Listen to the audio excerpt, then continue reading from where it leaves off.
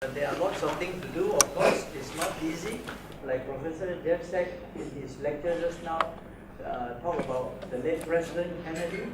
They wanted to go to the show everybody together and really put a lot of effort into this direction, and it happened. And if we all do the same here, every one of us say, okay, we need to make this sustainable development a reality, a very serious, should I say, project. I'm sure it will happen and it will materialize according to what we want it to be.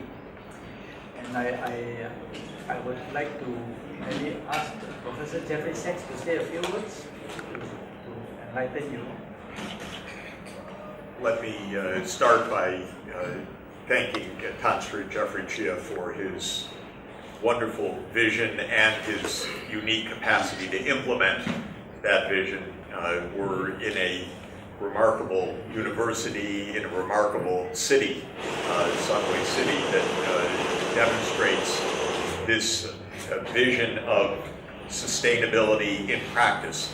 Now, the world has a challenge, and that is to change the course of how our global economy and world society work to make sure that economic growth is socially inclusive and environmentally sustainable. And it is the purpose of the new center to help all countries of this region, of the ASEAN region, and by example and leadership, help the whole world to achieve this objective. The world agreed specifically on 17 goals to be achieved by the year 2030 and a full framework agenda, and then it complemented that with the Paris Climate Agreement, which calls for all of the world to shift to an energy system that is safe and that will stabilize the climate for global safety. That's the purpose of our center. We will be working inside Sunway University to provide world-class education on sustainable development, to help educate and train a new generation of leaders. We've met many of them. It's very exciting because the skills and the energy level and the commitment of the students is very, very high. We'll be undertaking research, working with the governments of the region, with Tonsri, Dr. Zachary, the wonderful science advisor of the government, to help in technical issues and the complexities of finding pathways to sustainable development. And many of the faculty that are part of the center will be implementing demonstration projects that can prove their value and then be scaled up subsequently. And students will be engaged in social enterprises and in novel approaches to the challenges. So this is a very auspicious day of a very exciting new era. And I know that I speak on behalf of colleagues from all over the world that are part of the Sustainable Development Solutions Network, a worldwide network that operates under the auspices of the UN Secretary General, to express our gratitude, excitement, and commitment to making this new center a world center of excellence. It's a tremendous opportunity, and we aim to fulfill all that we have set out to do. Yes, the Prime Minister's presence during the launching is really an indication of his endorsement, support, and also happiness in seeing the establishment of this Jeffrey Sachs Center on Sustainable Development. In his speech also, the Prime Minister mentioned and credited Tonsri Jeffrey Chia's gesture of setting aside that sum of money to establish this center. So this is not an everyday thing for Malaysia or even the region. So it's a very great gesture and a good signal And we also hope that other Malaysian corporate leaders would do the same. Secondly, the government welcomed the establishment of this center because it could also work closely with the Malaysian government and other stakeholders in this country in trying to demonstrate how our country tried very hard to meet the aspirations of sustainable development. As you know, in 2010, Mr. Najib launched the new economic model and the three pillars, namely high income, inclusivity, and sustainability, embodied the spirit of the 17 goals in the SDGs. So once again, I think we look forward to collaborating with the center. Thank you. Yeah, as the transformation advisor to the government of Malaysia, I want first of all to say that I really applaud this initiative by Tan Sri Jeffrey Chia, and also Jeffrey Sachs for agreeing to put his name behind this and to really make this a very successful center. I think the point here is that we really have to work out a way in which we collectively in Malaysia forge ahead to achieve the sustainable goals that are set forward. There are big and small things that we can do. A few days from now, we will be launching the first MRT train. I remember in 2010, we dreamt about doing this. We had a very simple idea that by the year 2020, there will be 10 million people living in Greater Kuala Lumpur. We then asked the question, if all of us drive our car to work, what happened to the city? It will be choked. Secondly, the carbon emission will cause so much difficulty for people to live here because it will be very difficult to live with that unhealthy air. We calculated that if we can put the MRT in place here and we take 40% of the public transport to take away a lot of those cars, the calculation suggests that we reduce the carbon emission by 87%. So if you take the example, one train that runs altogether for 100 kilometers, and that altogether it will take 1,200 passengers. Let's assume the train that runs on 100 kilometers, altogether our calculation suggests that the total carbon emission is 3,000 kilograms of carbon emission on that trip alone. If you take the 1,200 people that would have gone or would have driven and they all drove, that's altogether 9,000 kg of carbon emission. That's just 6,000 delta that we take out from doing this. So our view was we totally committed to doing it. So the MRT, 3 days from now, a couple of days from now, will open the first train that we started this vision in 2010. And by 2020, the entire network will complete it.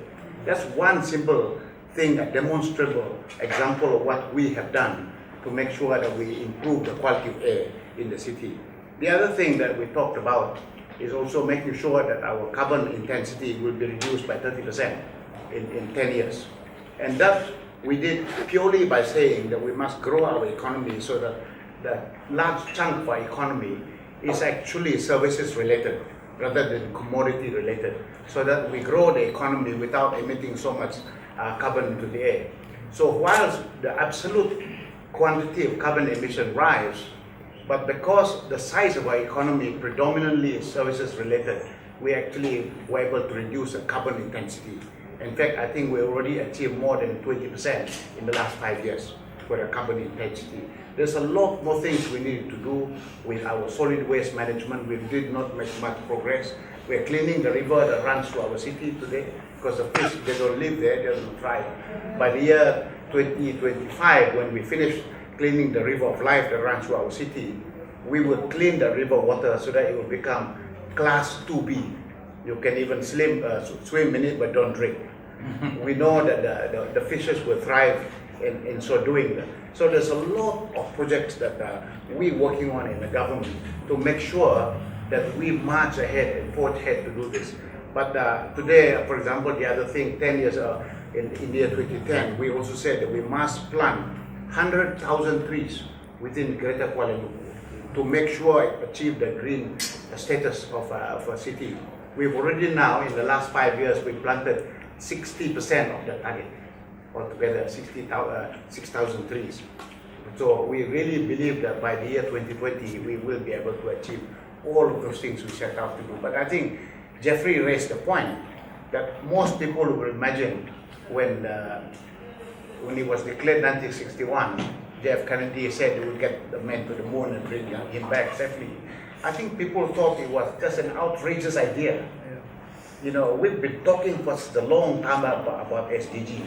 I just came back from London and I was with the Commonwealth Secretariat talking about countries that might actually suffer from being submerged with global warming. Really the fundamental issues that the world has to grapple with, what we have to do collectively to deal with these issues, big and small projects. So I really think this is a wonderful initiative, Tan for both Jeffries to join hands, of course, this to happen. And I think we can get this conflagration happen in Sunway, and then I think it will cause things to move in this country. Thank you. Wonderful. Okay. Any final questions, please? This is an open question to anyone of you. Okay, how will the sustainable development process be measured, especially here in Malaysia? You guys elaborate. Maybe I could say something in general, and Yeah. Dr. Zachary Yeah. could say something about the Malaysian measurement. There is a global process of setting global indicators, and to help speed that process, the UN Sustainable Development Solutions Network issued the first Sustainable Development Goal Index this past summer. We will every year have an updated version of that index that tracks several dozen indicators across the 17 Sustainable Development Goals. And we have scored those goals so that reaching a certain value, 100, means that the SDG has been achieved. And every country will be able to measure its progress, monitor its progress, remembering that just like President Kennedy said, send a man to the moon and return him safely to Earth by the end of this decade, our timeline on the SDGs is by the year 2030, but they're big, bold objectives, so we'll watch the timeline up until then. In Malaysia, we will mirror what is being done by the global level SDSM, those indicators. But just for your information, if you look at the 3 pillars of sustainable development, economically, we are not doing too badly. For instance, extreme poverty has been blanked out. Of course, there are levels of inequality between the have and the have-nots, and the prospect of the B40, for instance. But what we should be doing more is on the environment side. The government has tried very hard to conserve areas for conservation and sustainable use, but there are still some things that we need to address. For instance, the destruction of forests, which also threaten some of our wildlife. So these things we need to improve. So on the whole, I think we are on the ball on sustainable development.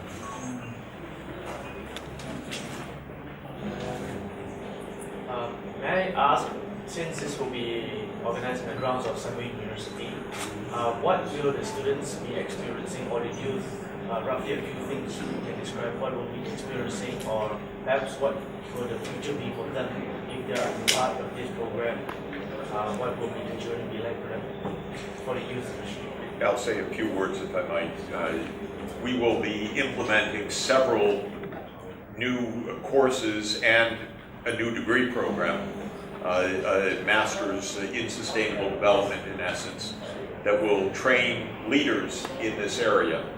And we will be working on a full curriculum for sustainable development, as well as a new worldwide online repository of courses in sustainable development and a 21st century library of textbooks in sustainable development made possible by this remarkable grant and the opportunity of the center. So new teaching programs, new student programs for projects, social entrepreneurship, practical learning and internships, a new degree, and a worldwide unique library of online courses and textbooks that will help the whole world to understand the issues and to be part of the solutions. We have been teaching at Columbia University sustainable development as a major of the college for many years, and as a master's degree and as a PhD in fact. And what we have found, and I want to mention it, is the students are able to find employment, very gainful employment, because there is a need for such training, whether it's in government, whether it's in international agencies, whether it's in NGOs, or whether it's in private business, and helping private businesses to orient around sustainable development. So the jobs are absolutely there because the expertise is needed. Thank you, members of the media. We have refreshments outside for you. Please join us there. And thank you, gentlemen. Thank you. Thank you.